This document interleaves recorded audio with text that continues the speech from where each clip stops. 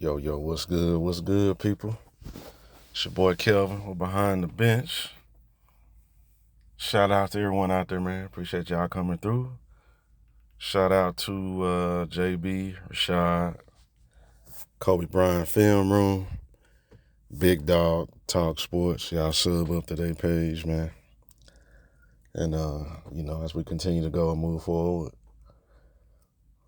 So I want to talk about this real quick. I was on Twitter and I came across this post right here. And I thought it was just kind of laughable, and it shows you the state of the current basketball fans that we dealing with and their mindset. These LeBron fans, yeah, y'all are LeBron fans. I'm gonna say it like it is, dumb LeBron fans. And y'all have this thing. We done with the '90s or whatever, and that's cool. Cause guess what? The older people done with the '90s too. You know why? Because we've been there and done that. We lived it, experienced it, enjoyed it, and we live in the present now. Okay, and see, and this is the problem with the younger fans and stuff of today. You so disrespectful to the past and the past generation that you're not even knowledgeable on what you're speaking of. Case in point right here. First off, I'm talking about Scottie Pippen. Scottie Pippen was not a shooting guard. Scottie Pippen was a small forward. Do you know the positions on the basketball court? And as I was reading through this, after he got roasted by everybody, then he want to say, oh, well, it was a typo or whatever, which we know that's a lie. You really thought Scottie Pippen was a shooting guard, which I don't know how you would think that. Playing on the team with Michael Jordan, the greatest shooting guard of all time, the greatest player of all time, in my opinion, but nonetheless, the greatest shooting guard of all time. And if it was a typo,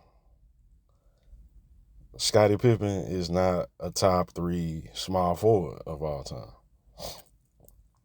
You can have your opinion. If you want to say you believe that he's undervalued, which is not true, you can have that opinion. If anything, Scottie Pippen has been overvalued and overrated by LeBron fans.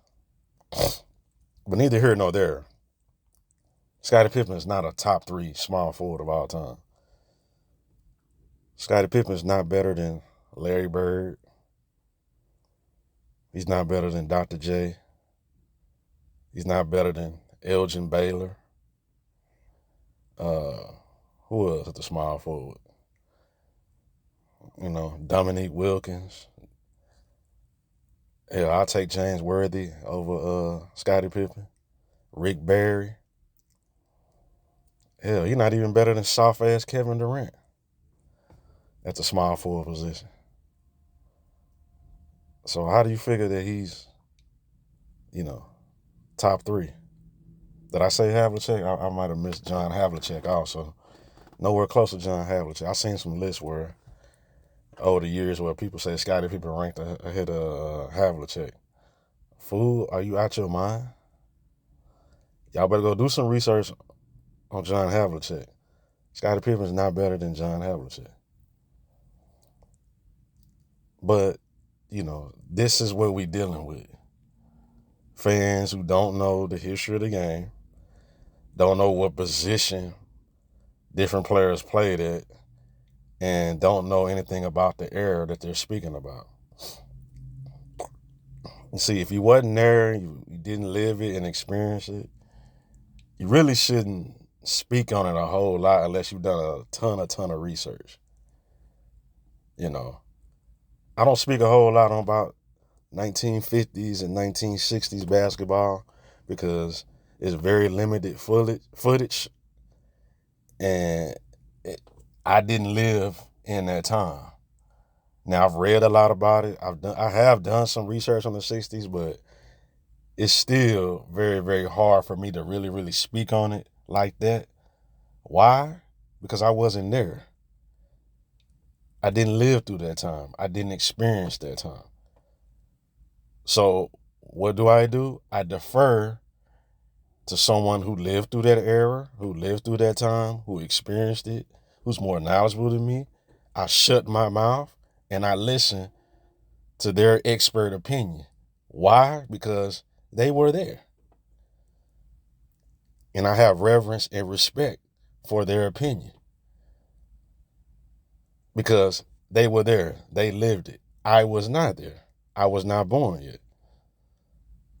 So when Dr. J goes on the podcast and says that, his top players of all time, these guys from the 60s, Will Chamberlain, Russell, I think he said Elgin Baylor, Kareem, and I think he said Oscar Robertson. I have to respect his opinion.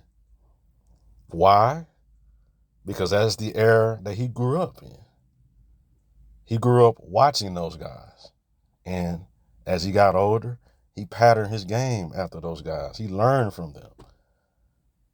So when he speaks, I shut the fuck up and I listen to what he has to say. And I try to learn and understand his thought process. And see, that's the problem with Gen Z, millennials, whatever the fuck the term is for these new dumbass fans. When somebody that lived and watched the game in the 90s, and when they speak on it, they've been there, done that, you should shut the hell up and listen. Sure, you can go on YouTube or whatever and watch a game here or there and watch some highlights here or there, but you still can't fully grasp and understand unless you lived and experienced it. I have me and my buddy of mine, I know you're going to listen to this message. His name is Mark, one of my close friends. He has a coworker. He's an older gentleman. He grew up in the 60s and the 70s, and they're boxing fans. And he talks about Muhammad Ali. And he talks about how when Muhammad Ali fought in the 60s and the 70s, he talks about how Muhammad Ali, when he fought, he was shut down the world. Not just America, but the world. People would stop what they're doing, go to their radios, and listen to the fight. And then they would rebroadcast the game on TV the following week, and Muhammad Ali would shut down the world again, where everybody going to their TVs. And if they didn't have a TV, they would go to a friend's house or whatever and watch the Muhammad Ali fight. And see, because he speaks on that because he was there, he lived it and experienced it. My mind can't comprehend or compute that. That's very hard for me to understand. How a fighter just shuts down the world. That's hard for me to understand. That is supreme greatness. Sure, I can go on YouTube and I can watch a Muhammad Ali fight. I can watch the Thriller in Manila or a fight with, Joe Frazier or whatever. And I can see that, yeah, Muhammad Ali was a great fighter. But I still can't comprehend and fully grasp and understand the impact of Muhammad Ali. Why? Because I wasn't there. I wasn't there. I didn't live through that time in the 60s, in the 70s, when Muhammad Ali was at his peak. And he shut not only America down, but the world when he fought. So I shut my mouth and I listen to what an older gentleman says because he was there. And I try to grasp and understand and learn. And to see, that's the same thing with you young, dumb, we done to the 90s LeBron fans. You need to shut the fuck up, have respect for the older players and older generation and older fans who've been there, done that, and try to learn something. Because why? You wasn't there. You don't understand the impact of a Michael Jordan. You know, the impact that he had, not only in America, but the world. You know what I'm saying? Yeah, you can go on YouTube and watch a game or whatever and like that, but you wasn't there to fully grasp and understand the time, the culture, the impact that this guy had. You can't grasp because you wasn't there. You know what I'm saying? And so this is what we dealing with. We dealing with, you know, the fight between generations. It's not even that. It's just this new generation. They have no respect. You see, when we were growing up in the 80s, 90s, and stuff like that, we never trashed the past. We didn't trash Dr. J, Oscar Robertson, Jerry West, Wilt Chamberlain, Bill Russell. We respected them, and we shut up and we tried to learn about them. We try to learn about their game and how they played and what position they played and their impact on the court. These fans today, they don't do that. You know, you so quick to want to argue and debate and fight and trash, you know, the 90s per se, that you don't even know what position Scottie Pippen played. And then you'll try to backtrack, oh man, it was a typo, after everybody clown you. When you don't even understand or know the position that a player played, you should shut your fucking mouth. Shut up. Okay? Maybe you should try to speak to someone that lived in the 90s and learn from them. If you want to learn anything about the game of basketball from the 90s. Now let's go back to Scottie Pippen. And again, I'm not trying to trash Scottie Pippen, you know, but the reason why I did those videos, if y'all haven't seen it, go down the timeline and watch it. There's one called Scottie the Friendly Ghost. There's one called Scottie Pippen, Follow Me, The Glory. And yes, I made a funny thumbnail just being silly and stuff like that. And, you know, we go back and watch these old games of the Chicago Bulls and stuff. And I just do it to have fun, to be entertaining, and we laugh and go down memory lane. But at the same time, it is a teaching point about Scottie Pippen. While Scottie Pippen was great in his own right, Scottie Pippen had a lot of deficiencies. And see, when I'm breaking down these games and I'm showing you guys these fourth quarters where Scottie Pippen would score 1 point, 0 points, and not show up for a quarter and a half, and Michael Jordan had to carry all his burden just for the Chicago Bulls to win, you know, it is a teaching point to show you that, hey, Scottie Pippen was great, but he wasn't like that. You know what I'm saying? Yeah, I do believe he deserved to be a top 75, top 50 player at the very, very back end, maybe in the 40s, you know, somewhere in that range. But the way you LeBron fans try to talk about Scottie Pippen, nah, man. It's a reason why Phil Jackson, that game in 1994, he drew up the last play for Tony Kukoc.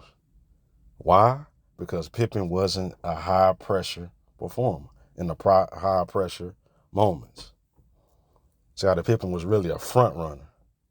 He had a lot of front running in him, like LeBron James. He would score a lot of non-impactful points, just doing the flow of a game, first, second quarter, half of the third quarter. The same thing LeBron James do, a lot of non-impactful stats. Now, he was a great defensive player. I don't want to take away his defense. But as far as the offensive end, he was a very non-impactful scorer, stat sheet filler, just like LeBron. And then when shit got tight, the game got tight, these 4 quarters, when the team needed him, he would disappear. And that is the reason why I've showed you guys his games. And it's many, many more games that Scottie Pippen did this.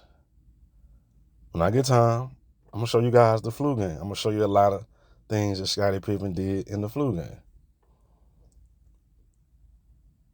You know, it's just to show you who Scottie Pippen really was for a lot of you younger fans. Even me, I'm going back watching. There's some things that I miss. And I watched Scottie Pippen during his heyday. Even I didn't realize, man, Scottie Pippen really disappeared a lot. And Michael Jordan really had to carry a lot of weight. And his teammates also disappeared a lot. You know, these guys that these modern day fans try to call plumbers and stuff like that, these slow white guys, John Paxson, Steve Kerr, Tony Kukoc, those guys were more impactful in clutch situations than Scottie Pippen. The tape don't lie. You know what I'm saying? But I just wanted to speak on that, man. You know, we done with the 90s. Be done with it, bro. Live in the present and now. Try to get somebody to watch the NBA now. Yeah, we older fans, we done with it too. We been there, done that. And see what it is, you clowns are jealous and you mad because you wasn't there. You didn't get to live it. You didn't get to experience it. That's when the NBA was at its peak, when people were actually watching. Nobody watches the NBA now. Nobody cares about the NBA now. And you're mad and you're jealous. See, the older fans like myself and others who grew up in the NBA, we let it be known. Your product is garbage and we're not watching. And the ratings and the numbers reflect that. So guess what? The modern day fans, they don't get the shine and the glory and the praise from the older fans and the current, a lot of current fans too. And the younger fans that actually watch it, they mad. Don't be mad. Tell your God King and Adam Silver and the rest of these players, start playing, step the game up. Quit load managing. Play some defense. Stop shooting threes. And maybe people will start coming back watching your product. And maybe people will start caring. But right now, nobody cares. And that's the reason why the young fans are mad. Nobody cares about LeBron James like that. He gets trashed from coast to coast. Yeah, he got his fans. But he's not beloved like a Michael Jordan was, or Magic Johnson, or Larry Bird. He's not a beloved superstar universally. And that's the reason why the young fans are mad. Don't be mad. Step your game up. And maybe people start watching your product. Because right now, your product is trash. Trash. So that's that. I just want to show you people with this picture here, this thumbnail, the mindset of LeBron fans. And this whole we done with the 90s. Low IQ dummies who don't know nothing about basketball, don't even know the position a player played. A very popular player, Scottie Pippen. You don't know that he played small forward? Okay. But that's that, man. I just wanted to say that. Salute to y'all, man. I'll catch y'all next one. I'm out.